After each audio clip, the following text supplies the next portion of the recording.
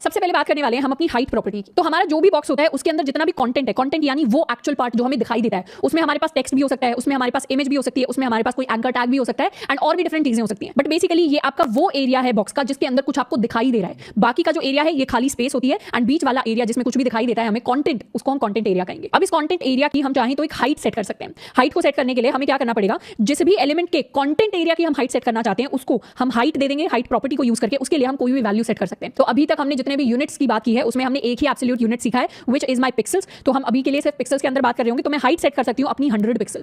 इसका एक एग्जांपल देखते हैं। मैंने अपने लिए CSS नाम के फोल्डर के अंदर एक index.html नाम की फाइल बना रखी है एंड इस फाइल को मैंने लिंक कर रखा है अपनी style.css नाम की फाइल के साथ। तो आप भी तो इंडिविजुअल फाइल्स बना सकते हैं। इस index.html जिसके साथ आप स्टार्ट कर सकते हैं ये ऑलरेडी आपके पास अवेलेबल है डाउनलोड करने के लिए। तो आप चाहें तो साथ के साथ सेम फाइल पर भी काम कर सकते हैं, नहीं तो आप चाहें तो अपनी इंडिविजुअल कोई भी फाइल बना सकते हैं जिसमें आप सिमिलर एलिमेंट्स को क्रिएट कर सकते हैं। इस फाइल को जब आप ब्राउजर के अंदर खोलेंगे तो ऊपर हमें एक h1 हेडिंग दिख जाएगी। ये मेरा फर्स्ट डिव है जिसके अंदर मैंने कुछ कंटेंट डाला है, ये मेरा सेकंड डिव है जिसके अंदर मैंने कुछ कंटेंट डाला है एंड लास्ट में मैंने एक क्लिक मी बटन को बनाया। इसी सेम चीज को HTML में देखेंगे तो एक h1 हेडिंग, ये मेरा फर्स्ट डिव एलिमेंट मैंने बनाया हुआ है, सेकंड डिव एलिमेंट मैंने बनाया हुआ है एंड उसके बाद मैंने अपने लिए एक बटन बनाया हुआ है। सबसे पहले क्या करते हैं, ये जो मेरे डिव्स क्रिएट हुए हैं इसके लिए मैं इसकी हाइट चेंज करने वाली हूं। मैं क्या करूंगी, style.css में जाऊंगी और जितने भी डिव्स हैं उनके लिए मैं अपनी हाइट सेट करने वाली हूं। Let's suppose 200 pixels. इसको करते हैं सेव एंड रिफ्रेश। तो क्या हुआ, ये मेरा अब इंडिविजुअल डिव बन गया, ये मेरा सेकंड डिव बन गया। और अब अगर मैं इस पेज को इंस्पेक्ट करूं तो मुझे दिखेगा कि इनकी हाइट काफी बड़ी हुई है। इस पर जब मैं जाऊंगी तो मुझे क्या दिखाई दे रहा है, मुझे ब्लू वाला जो एरिया है वो काफी बड़ा दिखाई दे रहा है एज कंपेयर टू कि उसके अंदर टेक्स्ट कितना लिखा हुआ है। ये जो ब्लू वाला एरिया है ये एक्चुअली मेरे डिव का कंटेंट वाला पार्ट है एंड सेकंड डिव पर अगर मैं जाऊं तो इसका भी ब्लू वाला एरिया काफी बड़ा है, इसका भी जो ब्लू वाला एरिया है ये मेरा कंटेंट का पार्ट है। तो हाइट प्रॉपर्टी का काम होता है मेरे कंटेंट वाले एरिया के लिए हाइट को बढ़ा देना। अब इसको एक तरीके से हम थोड़ा सा और डिटेल में समझते हैं कि जब भी मैं अपने HTML के अंदर एक डिव को क्रिएट करती हूं, शुरुआत में अगर डिव के अंदर कोई कंटेंट नहीं है तो डिव की कोई हाइट नहीं होती।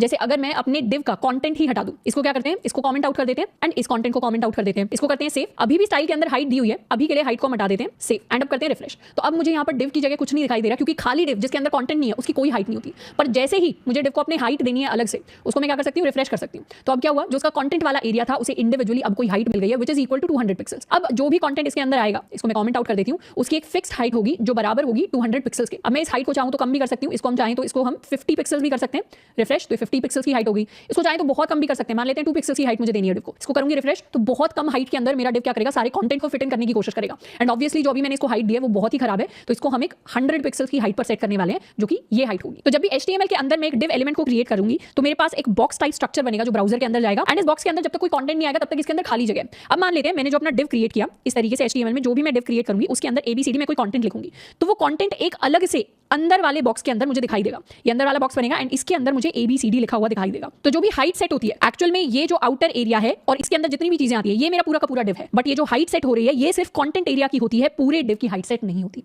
एंड सिमिलर प्रॉपर्टी जैसे हाइट हमने देखी वैसी मेरे पास होती है मेरी विड्थ नाम की प्रॉपर्टी। जो भी मेरा कंटेंट एरिया होता है इसको थोड़ा सा जूम इन कर लेते हैं, इसके अंदर जितनी भी चौड़ाई मुझे सेट करनी होती है उसको हम विड्थ प्रॉपर्टी की हेल्प से सेट करते हैं। तो जितना भी हम चाहते हैं कि वो फैले मेरी स्क्रीन के ऊपर उसको हम सेट कर सकते हैं with the help of width. अब विड्थ को सेट करने के लिए हम अपना पिक्सल यूनिट यूज कर सकते हैं। तो जिस भी एलिमेंट के कंटेंट एरिया की मुझे विड्थ सेट करनी है उसके लिए मैं विड्थ प्रॉपर्टी को यूज करूंगी एंड फिर उस पर अपनी वैल्यू दे दूंगी। अब हाइट एंड विड्थ के लिए जरूरी नहीं आप पिक्सल में लिखें, हम दूसरे भी यूनिट्स यूज कर सकते हैं, हम एब्सोल्यूट यूनिट्स भी यूज कर सकते हैं, तो हम रिलेटिव यूनिट्स भी यूज कर सकते हैं। पर क्योंकि अभी तक हमने सिर्फ पिक्सल पढ़ा है तो हम सिर्फ पिक्सेल्स यूज कर रहे हैं। बाकी इस चैप्टर में बाद में जाकर हम डिटेल में और रिलेटिव यूनिट्स को भी एक्सप्लोर करेंगे। अब एक बार क्या करेंगे, अपने डिव की हम विड्थ सेट करने की कोशिश करते हैं। अभी के लिए बाय डिफॉल्ट मेरे जो डिव की विड्थ है वो पूरी स्क्रीन के बराबर है, बट मैं चाहूं तो इसको मॉडिफाई भी कर सकती हूं। इसको क्या करते हैं, विड्थ सेट करने की कोशिश करते हैं, विड्थ देते हैं 200 पिक्सेल्स। तो एक तरीके से अब एक स्क्वायर टाइप स्ट्रक्चर मैंने बनाया जिसमें विड्थ भी 100 है, मेरी हाइट भी 100 है। इसको पेज पर जाकर करते हैं रिफ्रेश तो ये इस तरीके से डिस्टॉर्टेड मुझे दिख गया। तो मुझे दिख गया कि मुझे अपनी जो विड्थ है इसको थोड़ा बढ़ाना पड़ेगा। अपनी style.css के अंदर जाकर मैं अपनी विड्थ को सेट करने वाली हूं to let's suppose 200 pixels and अपनी हाइट को भी बढ़ाकर हम कर देते हैं 200 पिक्सेल्स के इक्वल। पेज पर जाते हैं, करेंगे रिफ्रेश तो ये थोड़ा सा मर्ज हो रहा है। तो मैं क्या करूंगी, अपनी विड्थ को बढ़ा दूंगी, इसको कर देते हैं 500 पिक्सेल्स, इसको करते हैं रिफ्रेश। तो इस तरीके से अब अगर मैं इंस्पेक्ट करूं तो मैं इंडिविजुअल एलिमेंट्स पर जा सकती हूं एंड फर्स्ट डिव पर जब मैं गई तो अब मेरा कंटेंट एरिया पहले क्या था, ब्लू पूरी स्क्रीन पर फैला हुआ था, बट अभी ब्लू क्या हुआ, ब्लू का एरिया कम हो गया, उसकी विड्थ कम हो गई। विड्थ क्यों कम हुई,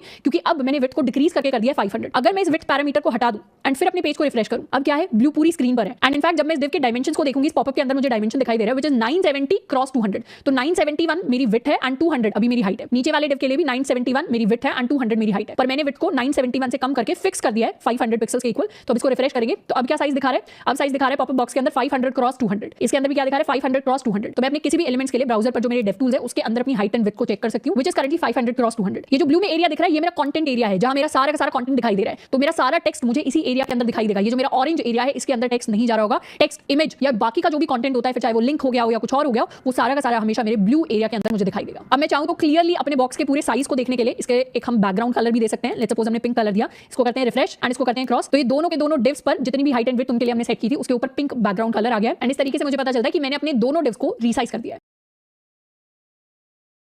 अब जब भी मैं बॉर्डर सेट करती हूँ, बॉर्डर मेरे कंटेंट के लिए सेट नहीं होता, बॉर्डर जो मेरी आउटर लाइनिंग है उसके लिए सेट होता है। तो मैं अपने आउटर लाइनिंग जो भी मेरे डिव की आउटर लाइनिंग होगी उसके बॉर्डर की प्रॉपर्टीज को चेंज कर सकती हूँ। अब बॉर्डर की प्रॉपर्टीज के लिए हमारे पास बहुत सारे डिफरेंट पैरामीटर्स होते हैं जिनको हम चेंज कर सकते हैं, बट हम शुरुआत करने वाले मेजर 3 पैरामीटर्स के साथ, जिसमें सबसे पहले आ जाती है मेरे बॉर्डर की विड्थ, यानी मेरा जो भी बॉर्डर होने वाला है जो सराउंड करेगा मेरे एलिमेंट को वो कितना चौड़ा होने वाला है। दूसरा आ जाता है बॉर्डर का स्टाइल, कभी कभी हमें ऐसे डॉटेड बॉर्डर्स देखने को मिलेंगे एक एलिमेंट के ऊपर, कभी कभी हमें डबल लाइन वाले बॉर्डर्स देखने को मिलेंगे एक एलिमेंट के ऊपर, तो डिफरेंट स्टाइल हम सेट कर सकते हैं अपने बॉर्डर के लिए। एंड तीसरा आ जाता है मेरे बॉर्डर का कलर, यानी मैं उसको रेड कलर का बॉर्डर देना चाहती हूँ, पिंक कलर का बॉर्डर देना चाहती हूँ, हम ग्रीन कलर का बॉर्डर देना चाहते हैं, हम किसी भी कलर को चूज कर सकते हैं अपने बॉर्डर कलर प्रॉपर्टी को सेट करने के लिए। तो इन तीनों प्रॉपर्टीज को हम डिटेल में डिस्कस करने वाले हैं to set a border for our HTML element. तो मेरे ये जो डिव्स है इन्हीं को मैं एक बॉर्डर देने वाली हूं। हम कहां जाएंगे, हम डिव का स्टाइल सेट करने के लिए सीएसएस फाइल के अंदर जाएंगे। सबसे पहले मैं सेट करूंगी इसकी विड्थ, तो मैं लिखने वाली हूं बॉर्डर विड्थ में रखने वाली हूं लेट्स सपोज 5 पिक्सेल्स। इसके बाद हम सेट कर सकते हैं बॉर्डर का स्टाइल। जब मैं लिखूंगी बॉर्डर स्टाइल तो बहुत सारे डिफरेंट स्टाइल्स हैं जो मेरे पास आएंगे, इसमें से सबसे सिंपल जो स्टाइल होता है वो मेरे पास होता है सॉलिड। तो मैं सिंपली क्या करने वाली हूं, बॉर्डर को सॉलिड बनाने वाली हूं एंड जो कि एक सिंपल लाइन होता है सॉलिड, एंड लास्ट में हम सेट करेंगे बॉर्डर का कलर। आप चाहें तो इन्हें किसी भी ऑर्डर के अंदर सेट कर सकते हैं। बॉर्डर को मैं कलर देने वाली हूं ब्लैक के इक्वल, इसको करते हैं सेव एंड अब मेरे बॉर्डर के अंदर 3 प्रॉपर्टीज मैंने सेट की है, विड्थ की कितना चौड़ा होने वाला है 5 पिक्सल के equal, style solid simple border बनने वाला है एंड कलर इसको जो मैंने दिया है that is equal to black. अब मैं अपने पेज को करने वाली हूं रिफ्रेश, तो क्या हुआ,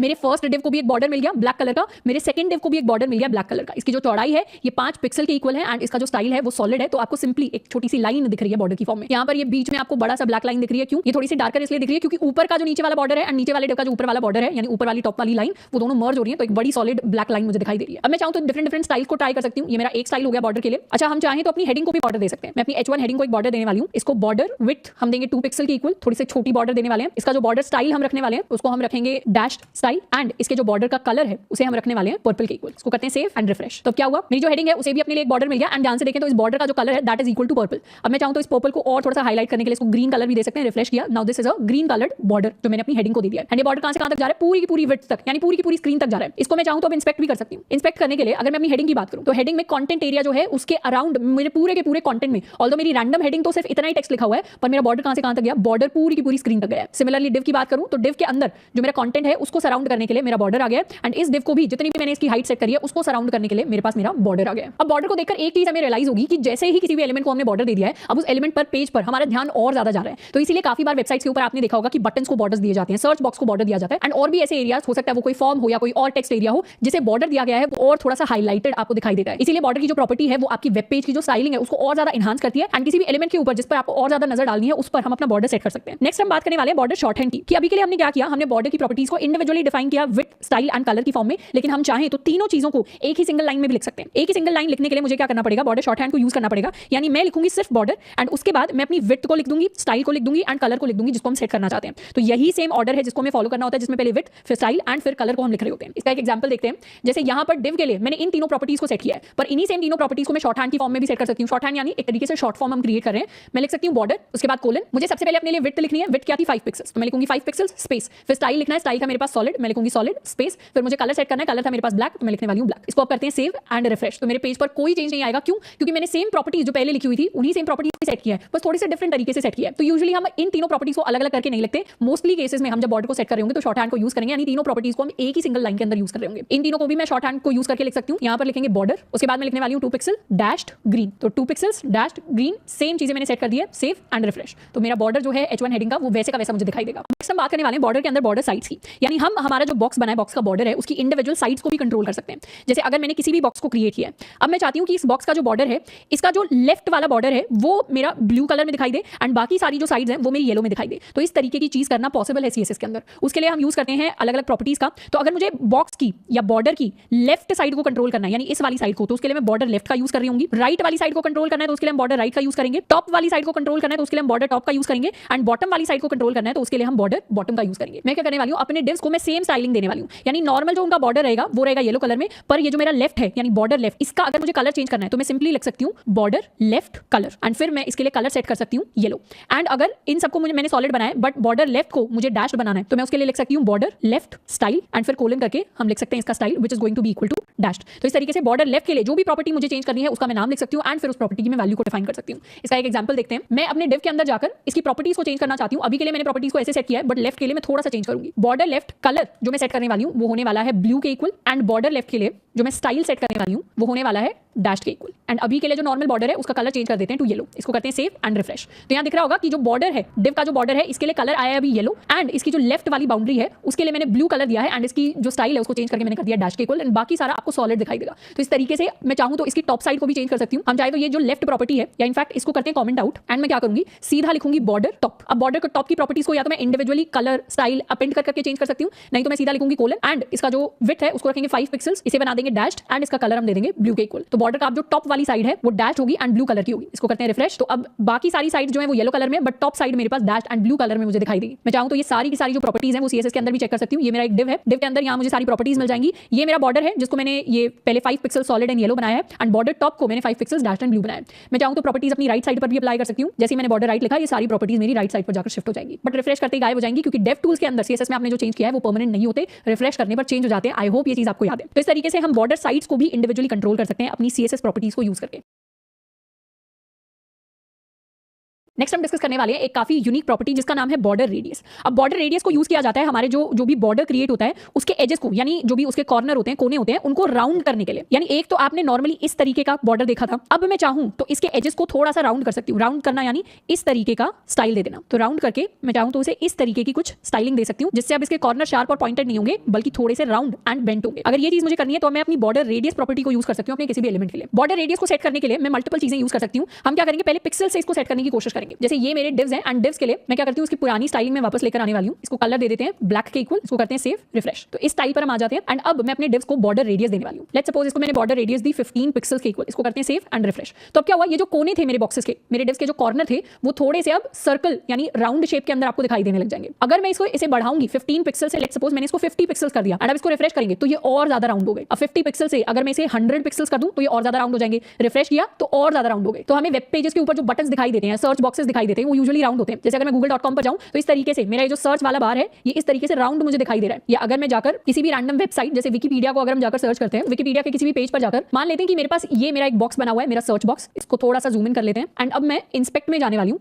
इंस्पेक्ट में जाकर मैंने इस एलिमेंट को सिलेक्ट किया, this is my input element, and इसके लिए मैं एक बॉर्डर रेडियस सेट करने वाली हूँ। बॉर्डर रेडियस की वैल्यू मैं देने वाली हूँ 50 पिक्सल के इक्वल। जैसे ही मैंने 50 पिक्सल किया, एंटर किया, ये क्या हुआ, ये मेरा बॉक्स थोड़ा सा राउंड में कन्वर्ट हो गया। बट अगर मैं इसी बॉर्डर रेडियस प्रॉपर्टी को हटा दूं तो ये दोबारा स्क्वायर में कन्वर्ट हो जाएगा, एंड अगर इसको इंप्लीमेंट कर दिया तो ये दोबारा राउंड में कन्वर्ट हो जाएगा। तो अगर मुझे गूगल जैसा सर्च बॉक्स चाहिए जो थोड़ा ओवल शेप में हो विकिपीडिया के ऊपर, तो मैं सिंपली अपने सर्च बॉक्स को बॉर्डर रेडियस प्रॉपर्टी दे सकती हूँ। यही सेम स्टाइलिंग हम अपने जो बटन्स होते हैं उनको राउंड करने के लिए भी इंप्लीमेंट कर सकते हैं, या फिर किसी और एलिमेंट को अगर मुझे राउंडेड शेप देनी है, अभी वो बॉक्स शेप में कॉर्नर्स उसके शार्प है, उसको मुझे राउंडेड बनाना है, तो भी हम इसको यूज कर सकते हैं। यूजुअली अगर मुझे बॉक्स का सर्कल बनाना होता है तो इस प्रॉपर्टी को हम यूज करते हैं। जैसे किसी भी एलिमेंट को अगर मैं बॉर्डर रेडियस 50% के इक्वल दे देती हूँ, इसको करते हैं सेव एंड रिफ्रेश, तो मेरी शेप सर्कल के अंदर चेंज हो जाती है। तो यहाँ पर मेरा बॉक्स क्या हो गया, मेरा बॉक्स कंप्लीटली एक सर्कल के अंदर कन्वर्ट हो गया है। यही सेम चीज मैं H1 के बॉर्डर के साथ कर सकती हूँ। अगर मैं इसको बॉर्डर रेडियस 50% दे दूँ, इसको करते हैं सेव एंड रिफ्रेश, तो क्या हुआ, एक ओवल शेप के अंदर या एक सर्कल शेप के अंदर मुझे दिखाई देने लग जाएगा। अब सर्कल शेप को अगर मुझे एक कंप्लीट सर्कल के अंदर, ओवल की जगह मुझे कंप्लीट सर्कल चाहिए, तो उसके लिए मुझे इंश्योर करना पड़ेगा कि डिव की जो हाइट है एंड विड्थ है वो दोनों सेम साइज की हो। तो उससे क्या होगा, डिव अगर हाइट भी 500 पिक्सेल्स है,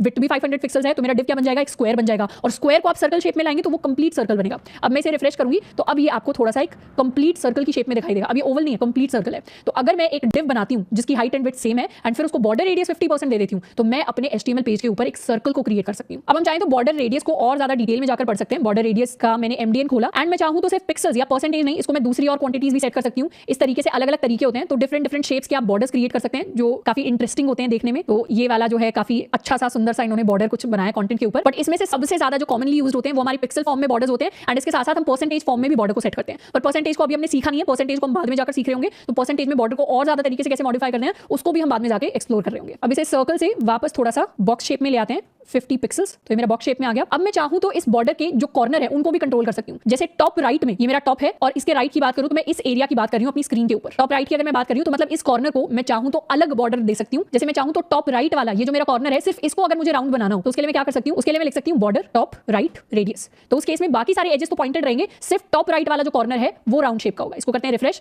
ये वाला एज भी पॉइंटेड है, ये भी पॉइंटेड है, ये भी पॉइंटेड है, बस ये वाला जो एज है इसको मैंने अब एक राउंड शेप दिया क्योंकि टॉप राइट कॉर्नर में आता है। तो मैं इंडिविजुअली जो मेरे पॉइंटेड कॉर्नर्स होते हैं उनको भी जाकर CSS स्टाइलिंग की हेल्प से कंट्रोल कर सकती हूं। तो आगे बढ़ने से पहले एक बार अपनी CSS को वापस से थोड़ा सा फिक्स कर देते हैं। हाइट को मैं 200 पिक्सल सेट करने वाली हूं, इसको कर लेते हैं सेव एंड बॉर्डर रेडियस को अभी के लिए हम थोड़ा सा कम, यानी इसको लेट्स सपोज मैं 10 पिक्सेल्स दे देती हूँ पूरे के पूरे बॉक्स को। इसको करते हैं सेव, रिफ्रेश। तो इस तरीके से मेरे सारे बॉक्सेस मैंने क्रिएट किए।